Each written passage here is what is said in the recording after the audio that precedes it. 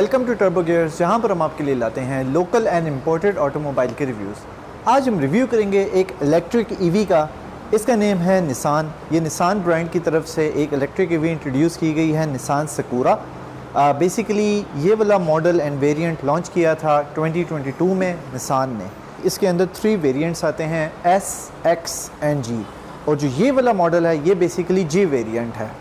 अगर हम इसकी बैटरी कैपेसिटी की बात करें तो बैटरी इसके अंदर आती है अराउंड 20 किलोवाट्स की इसकी बैटरी होती है, जो आपको रेंज देती है 180 किलोमीटर्स इसकी क्लेम्ड रेंज है। लेकिन अगर आप इसको एसी के साथ सिटी के अंदर यूज़ करें तो जो इसकी टेस्टेड रेंज है that is around 130 kilometres to 140 kilometres with AC. और अगर आप एसी के बगैर चलाते हैं और थोड़ा सा लॉन्ग रूट यूज़ करते हैं तो आप 180 से 200 किलोमीटर्स की रेंज भी इससे निकाल सकते हैं। Basically this is a city car. आप इसको मतलब हाईवेज़ पर यूज़ नहीं कर सकते, लॉन्ग रूट्स के लिए यूज़ नहीं कर सकते। अगर हम इसकी चार्जिंग कैपेसिटी की बात करें तो चार्जिंग इसकी होती है अराउंड 6 आवर्स के अंदर। होम चार्जिंग इसकी आप हो जाती है, आप घर में इसको 6 आवर्स में चार्ज फुली कर सकते हैं। और अगर आप यूनिट्स की बात करें तो अराउंड 16 टू 17 यूनिट्स लगते हैं जिसमें ये गाड़ी फुली चार्ज हो जाती है। और अगर आप कमर्शियल फास्ट चार्जर से इसको चार्ज करते हैं तो it takes around 30 to 40 minutes में एक और कम्प्लीटली फुल चार्ज हो जाती है। इसके अंदर एक और कमाल का फीचर ये है कि जैसा नॉर्मल गाड़ियों में फ्यूल रिजर्व होता है तो इसके अंदर एक बैटरी रिजर्व की भी ऑप्शन आती है। जब आपकी बैटरी कम्प्लीटली ड्रेन आउट हो जाती है तो इसके अंदर एक रिजर्व बैटरी जो है वो ऑन हो जाती है, तो वो आपको एक फ़िक्र नहीं होती कि यार मैं टाइम से पहुँच पाऊँगा चार्जिंग के लिए कि नहीं। सेकेंड थिंग ये है कि इसके अंदर जो नॉर्मल वेरिएंट है उसमें आपको अप टू 4 एयर बैग्स मिलते हैं। जो top of the line G variant है इसमें आपको 6 एयर बैग्स मिल जाते हैं। जहाँ तक इसकी रजिस्ट्रेशन की बात है तो ये अंडर 660 की कैटेगरी में करंटली फॉल इन कर रही है, तो इसके ऊपर भी जो लाइफ टाइम टोकन वाली कंडीशन है वो अप्लाई हो जाती है। तो बेसिकली ये वाला जो निसान सकूरा का वेरिएंट है ये 2022 का मॉडल है, 24 की फ्रेश इंपोर्ट है। पाकिस्तान में 0 माइलेज है और जापान में ये जस्ट 11,000 किलोमीटर्स चली हुई है। ये आर ग्रेड के अंदर आती है। इसका जो बूट है that is replaced in Japan. अगर हम निसान सकूरा की फॉब की बात करें तो इसमें लॉक अनलॉक की ऑप्शन आती है। बैक से ये कुछ इस तरह का है।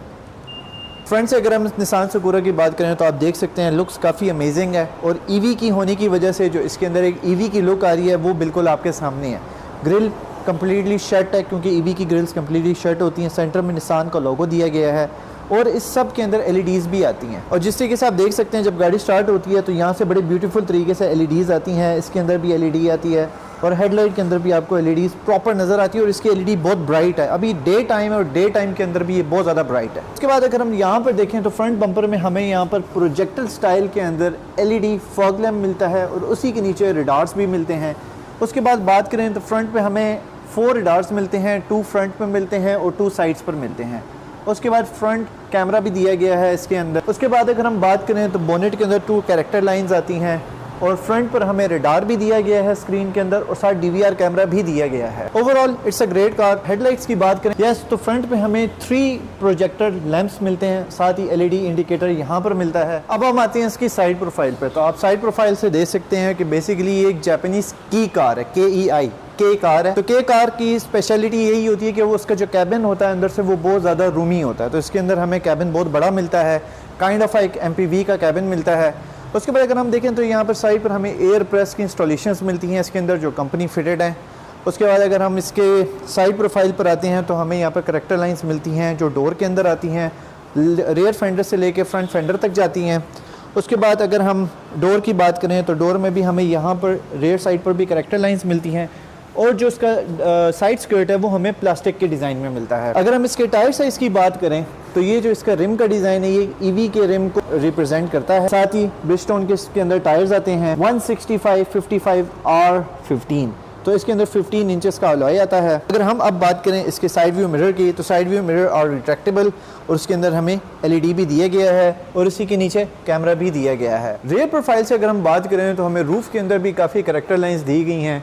यहाँ पर हमें एंटेने की ऑप्शन दी गई है। इस साइड पर हमें एक हाई माउंटेड ब्रेक लैम्प भी दिया गया है और साथ ही इसके अंदर एक स्पॉइलर भी बिल्ट इन है। रेयर में हमें वाइपर भी दिया गया है। उसके बाद अगर हम इसकी लाइट की बात करें काइंड ऑफ निसान डेज को ये गाड़ी रिजेंबल करती है तो बॉडी पार्ट्स भी उसी से ही मिलते जुलते हैं। लाइट्स आप देख सकते हैं इसी स्टाइल की लाइट थोड़ी से बहुत सिमिलैरिटीज़ के साथ निसान डेज में भी दी गई है। हमें कंप्लीट LED लाइट्स मिलती हैं ड्यू टू एनर्जी सेविंग। ये इलेक्ट्रिक कार है। आप देख सकते हैं कि जो इसके इंडिकेटर्स हैं वो भी आपको LED के अंदर मिलते हैं। लाइट्स कंप्लीट LED में है, पूरी टेल लाइट इसकी, और यहाँ पे कनेक्टिंग लाइट भी दी गई है। उसके बाद जो निसान का जो सेंटर में है वो आपको जो लोगो है वो इनसाइड मिलता है ग्लास के। रेयर में हमें कैमरा मिलता है। यहाँ पर हमें जो इसका बम्पर का डिज़ाइन है, यहाँ से थोड़ा सा डिफ्यूज़र की लुक आती है। उसके बाद फॉग लाइट्स भी इसके अंदर दी गई हैं। 4 पार्किंग सेंसर सेंटर में हैं और 2 पार्किंग सेंसर्स साइड में भी दिए गए हैं। अगर हम इसकी यहाँ पर रेयर कैबिन को देखें तो यहाँ पर हमें जो बूट स्पेस मिलता है, आप देख सकते हैं ये वाला आप पैनल ऊपर करेंगे तो ये आपको अंदर एक्स्ट्रा और स्पेस भी मिल जाती है। और इस वाले पैनल को ऊपर करेंगे, ये पैनल काफ़ी हार्ड है, ये प्रॉपर प्लास्टिक का पैनल बना हुआ है। आप ठीक ठाक इसके ऊपर लगेज रख सकते हैं और अंदर भी आपको एक्स्ट्रा स्टोरेज स्पेस मिलती है। तो क्वालिटी पे निसान ने बिल्कुल भी कोई भी कॉम्प्रोमाइज़ नहीं किया। इस वक्त आपको लग रहा है कि देखने में काफ़ी कम है, लेकिन आप यहाँ से इसको स्लाइड करके आगे और पीछे भी कर सकते हैं, तो आपके पास बहुत ज़्यादा बूट स्पेस आ जाती है इधर। उसके बाद यहाँ पर थोड़ी सी एक्स्ट्रा स्टोरेज स्पेस और भी दी गई है। और अगर आपने इन सीट्स को बेंड डाउन करना है तो आप कम्प्लीटली इनको बेंड भी कर सकते हैं। तो आप इसको पूरा आगे भी ऐसे कर सकते हैं। आपके पास ठीक ठाक कैबिन स्पेस अंदर आ जाता है, क्योंकि के कार है तो के कार के अंदर आपको कैबिन स्पेस ठीक ठाक मिल जाता है। ओके, तो चार्जिंग पोर्ट इसका राइट हैंड साइड पर दिया गया है। आप देख सकते हैं सकूरा की बैचिंग भी यहाँ पर दी गई है। तो ये आ गया इसका चार्जिंग पोर्ट। ओके, तो स्टार्ट करते हैं इसके रेयर कैबिन की साइड से। जब हम डोर को ओपन करते हैं तो यहाँ पर हमें एक फैब्रिक काइंड ऑफ मटेरियल मिलता है जो एक ब्लू टोन के अंदर आता है। उसके बाद डोर हैंडल यहाँ पर मिलता है। उसके बाद सेमी ऑटो विंडोज़ मिलती हैं। बॉटल होल्डर, कप होल्डर की ऑप्शन यहाँ पर दी गई है। उसके बाद रेयर साइड पर स्पीकर की ग्रिल दी गई है। कैबिन की लुक अंदर से कुछ इस तरह की आती है। सीट्स के अगर आप टोन देखें तो आपको हाफ लेदर और हाफ फैब्रिक के अंदर मिलता है। एक ऑफ वाइट कलर का टच आता है इसके अंदर। और अंदर से अगर आप इसको देखें तो इसकी जो अंदर कैबिन है वो बहुत स्पेशियस है, ठीक ठाक स्पेशियस है। की कार ऐसा लगता है एक एमपीवी का कैबिन है। हेड रूम भी बहुत ज़्यादा है, लेग रूम भी बहुत ज़्यादा है। सेंटर में हम्प भी नहीं, आप इजीली मूव कर सकते हैं। और जो इसकी ये सीट्स हैं, जैसा मैंने आपको बताया था, एडजस्टेबल है। आप इनका रिक्लाइन एडजस्ट कर सकते हैं, प्रॉपर सोफ़ा सीट्स बन जाती हैं। रेयर साइड पर हमें 2 सीट बेल्ट्स की ऑप्शन मिलती है। रेयर साइड पर SRS एयर बैग्स जो विजिबली नज़र आ रहे हैं, एक इस पिलर के अंदर है, एक उस पिलर के अंदर है। ओके, तो रेयर साइड की सीट्स में हमें यहाँ पर एक पॉकेट्स की ऑप्शन भी आती है। ओके, तो कीलेस एंट्री बोथ साइड्स पर मिलती है। ड्राइवर साइड की डोर की बात करें तो काफ़ी मैसिव साइज़ का डोर आता है। उसमें यहाँ पर हमें एक गोल्डन कलर की फिनिशिंग मिलती है। उसके बाद सेमी ऑटो विंडोज़ हैं। उसके बाद यहाँ पर डोर हैंडल है। स्टिचिंग का डिज़ाइन दिया गया है। ये एक सॉफ्ट लेदर मटेरियल यहाँ पर दिया गया है। बॉटल होल्डर की ऑप्शन, यहाँ पर हमें स्पीकर की ऑप्शन भी मिलती है अंदर। सीट्स इसकी मैनुअल हैं। कैबिन की लुक अंदर से कुछ इस तरह की आती है। निसान सकूरा की बैजिंग भी यहाँ पर, उनके ऊपर भी सकूरा की बैजिंग आती है। उसके बाद अगर हम बात करें इसके ग्लव कंपार्टमेंट की, तो ग्लव कंपार्टमेंट यहाँ से ओपन होता है और उसके बाद यहाँ पर एक ट्रे भी दी गई है। सबसे जो नोटिसेबल चीज़ है वो ये है कि इन्होंने इसके अंदर ये इंटीरियर दिया हुआ है एक फैब्रिक का, जो आपके फ्रंट डैश में आता है। बिल्कुल कंफर्टेबल फीलिंग आती है। यहाँ पर आप अपनी सारी मोबाइल, अपनी कीज़, अपनी ग्लासेस इजीली रख सकते हैं। बहुत सॉफ्ट मटेरियल है, कोई भी चीज़ डैमेज नहीं होती। उसके बाद एयर वेंट्स का डिज़ाइन कुछ इस तरीके से दिया गया है। उसके बाद फ्रंट जो इसका टॉप डैश है वो हार्ड प्लास्टिक के अंदर आता है। उसके बाद यहाँ पर इसका रेडार दिया गया है। उसके बाद यहाँ पर अगर हम देखें तो यहाँ पर हमें इसके सन वाइजर्स मिलते हैं। फ्रंट डोम की साइड पर आते हैं तो यहाँ पर काफ़ी ब्राइट लाइट्स दी गई हैं। अच्छा, एक चीज़ इस निसान की के अंदर जो मैंने नोट की है वो ये है कि जो इसकी जितनी भी लाइट्स हैं वो इतनी ब्राइट हैं कि वो प्रॉपर आपकी आइज़ में ना लगती हैं, और हॉट भी बहुत है, मतलब उनमें प्रॉपर एक टेम्परेचर की फीलिंग आ रही होती है। सेंटर कंसोल की बात करें तो यहाँ पर आपको एक फिनिशिंग मिलती है गोल्डन टच की। उसके नीचे एक मैट ब्लैक प्लास्टिक ब्लैक की फिनिशिंग यहाँ पर भी मिलती है। अगेन गोल्डन टच इधर आता है। सेंटर में इसका सारा जो सेंटर कंसोल पैनल है ये सारा LED है। अभी मैं ऑन करूँगा तो ये आपको नज़र आएगा। जो सीट्स हैं वो लेदर में हाफ आती हैं और उसके बाद सारी फैब्रिक में आती है। ओके, तो ये रही इसकी ड्राइवर साइड की लुक। सेम लुक इधर भी आती है। हमें 4 पावर विंडोज़ की ऑप्शन मिलती है। जो ड्राइवर साइड की विंडो है वो फुली ऑटोनमस है और उसके बाद जो बाकी 3 हैं वो सेमी ऑटो हैं। साइड व्यू मिरर्स की कंट्रोल्स यहाँ पर दी गई हैं। रिट्रैक्शन का बटन इधर दिया गया है। विंडोज़ लॉक का बटन यहाँ पर दिया गया है। हमें सीट हाइट की एडजस्टमेंट मिलती है। सीट की रिट्रैक्शन की एडजस्टमेंट मिलती है। यहाँ पर हमें ऑटो होल्ड का कंट्रोल मिलता है। ड्राइव मोड का कंट्रोल यहाँ पर दिया गया है। ट्रिप का कंट्रोल यहाँ पर दिया गया है। उसके बाद ETC कार्ड की इन्फॉर्मेशन यहाँ पर आती है। वहाँ पर आप देख सकते हैं फुट एरिया है गाड़ी का फ्रंट का, वहाँ पर भी LED लाइट दी गई है। यहाँ पर भी हमें एक्स्ट्रा स्टोरेज स्पेस इधर मिलता है। यहाँ पर भी स्टोरेज स्पेस मिलता है। उसके बाद इधर हमें USB 3.0 का 1 आउटलेट मिलता है। 2.0 का 1 आउटलेट इधर मिलता है। ओके, तो ये रही इसकी इलेक्ट्रॉनिक हैंड ब्रेक। इसको जब आप ऊपर करते हैं तो आपकी इलेक्ट्रॉनिक हैंड ब्रेक जो है वो इंगेज हो जाती है और डिसएंगेज भी ऐसे होती है। लेट्स सी कि ये टेलीस्कोपिक है कि नहीं। अप एंड डाउन नहीं, तो ये टेलीस्कोपिक नहीं है, ये जस्ट अप एंड डाउन होता है। ये तो ये रहा जी इसके इंटीरियर की लुक। देख सकते हैं आप, स्टीयरिंग काफ़ी कॉम्पैक्ट है, लेदर में बनाया गया है, स्टिचिंग भी दी गई है, सेंटर में गोल्डन टच भी दिया गया है। ओवरऑल गाड़ी के अंदर एक गोल्डन डिज़ाइन दिया गया है। मल्टीमीडिया लेदर स्टीयरिंग है, सेंटर में नीसान का यहाँ पर लोगो आता है, इसके अंदर लाइट्स भी दी गई हैं LED की। राइट साइड पर आपको क्रूज कंट्रोल की ऑप्शन मिलती है, लेफ्ट साइड पर मल्टीमीडिया की कंप्लीट ऑप्शन मिलती है। उसके बाद राइट साइड के लीवर में आपको लाइट्स का सारा कंट्रोल मिलता है, लेफ्ट साइड के लीवर में विंड वॉशर का सारा कंट्रोल मिलता है। MID स्क्रीन आपके सामने है जो अटैच्ड है, सेंटर में एक छोटा सा सेपरेटर इन्होंने दिया हुआ है। और उसके बाद मल्टीमीडिया स्क्रीन ये है, हार्ड बटन्स यहाँ पर दिए गए हैं, सेंटर में हैजर्ड लाइट का बटन है, पुश स्टार्ट का बटन यहाँ पर है। ये रहा जी इसका स्टार्टअप।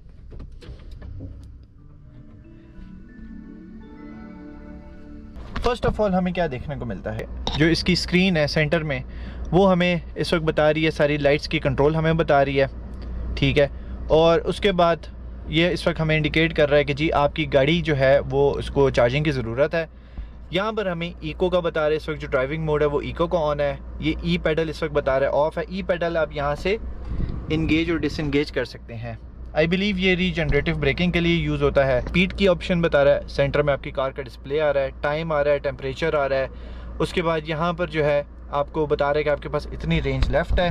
टोटल ये गाड़ी 11,000 किलोमीटर चली हुई है, तो ये आपको उसका बता रहा है। तो ड्राइव मोड में हमारे पास इको आता है, स्टैंडर्ड आता है एंड स्पोर्ट आता है। यहाँ पे हमें इसका बड़ा प्यारा सा एक गियर नॉब मिलता है जो कंप्लीट क्रिस्टल के अंदर बना है, LED के अंदर है। जब आपने रिवर्स लगाना होगा तो ये need to push this button, otherwise उसके अलावा आप सारी गियर्स लगा सकते हैं। उसके बाद यहाँ पर हमें ऑन ऑफ की ऑप्शन दी गई है। उसके बाद front defogger, rear defogger, AC, heat, temperature control, air का flow, heating steering, heated seats, fan का फ्लो, मोड और ऑटो क्लाइमेट कंट्रोल, ये हमें यहाँ पर दिया गया है। काफ़ी प्यारा सा एक डिस्प्ले यहाँ पर दिया गया है। तो यहाँ पर हमें जो है कुछ स्टैंडर्ड बटन्स मिलते हैं जो जापानीज़ के अंदर हैं। आई विल ट्राई कि मैं इसके जो भी बटन्स हैं मैं आपको करके दिखा सकूँ। अलबत्ता टच इसका ठीक है, स्टैंडर्ड है, लेकिन ये LCD नहीं है, ये LED है। इसमें हमें क्या क्या ऑप्शन मिलती हैं, आई बिलीव इसको आप शायद इंग्लिश में भी कन्वर्ट करवा सकते हैं। निसान कनेक्ट सर्विसेज मिलता है, EV की ऑप्शन मिलती है। अब ये सारा जापानीज़ में आ रहा है तो ये मैं पढ़ के बता नहीं सकता। अदरवाइज़ आई बिलीव इसके अंदर जो सारी स्टैंडर्ड ऑप्शंस हैं ना वो दी गई हैं। It will take some time, लेकिन ये है कि आपको ये बेसिक्स समझ आ जाएगी। ये नेविगेशन का कंट्रोल यहाँ पर दिया गया है, ये आपको इसकी नेविगेशन सेट करनी पड़ेगी। और उसके बाद यहाँ से इसका सारा ऑडियो का कंट्रोल दिया गया है, तो वो आप यहाँ से सेट कर सकते हैं। And this is the settings for this multimedia. Overall इसका टच बहुत प्यारा है, बहुत स्मूथ टच है, लेकिन ये है कि आई वुड रिकमेंड कि इसको यूज़ करने से पहले इसको एक दफ़ा आप इंग्लिश में ट्रांसलेट करवा लें।